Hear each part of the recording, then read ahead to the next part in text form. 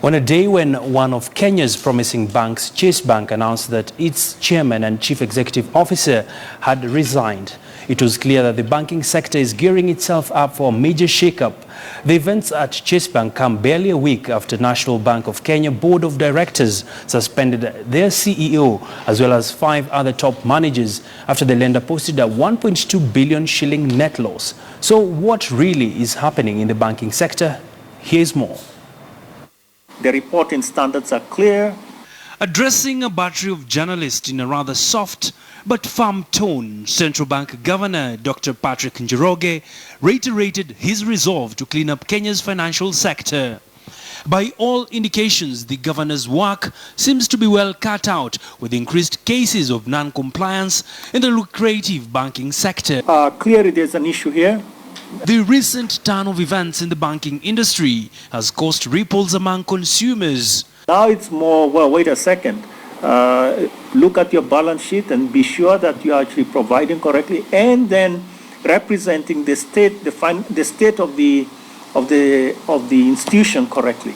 First, it was Dubai Bank being placed under receivership, then Imperial Bank followed, and now Chase Bank and National Bank are in the headlines for allegedly reporting suspicious results. I should add that there's nothing systemic about this. So don't see it as a systemic problem. It is a case by case, bank by bank. With Kenya having one of the highest financial inclusion rates of 85% in the region, the banking sector is estimated to be holding assets worth 3.8 trillion shillings, with deposits averaging about 2.7 trillion shillings, a clear testimony of a robust sector that if it was to collapse, millions of customers would be affected. The shareholders, the directors, taking responsibility for this action is very important.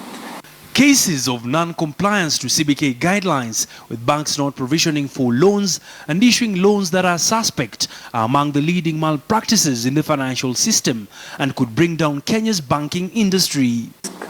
Credit risk will remain a concern, and we need to drill down and not just look at the aggregate, but look at it institution by institution. Away from matters compliance, CBK governor termed the move by Parliament to cap interest rates as fatal and might open up informal channels for alternative lending that could be disastrous. And the central bank is extremely worried because if this went through, we believe that it will be extremely harmful and also ineffective. For now, the question of how safe is your money will continue to linger in the minds of many Kenyans.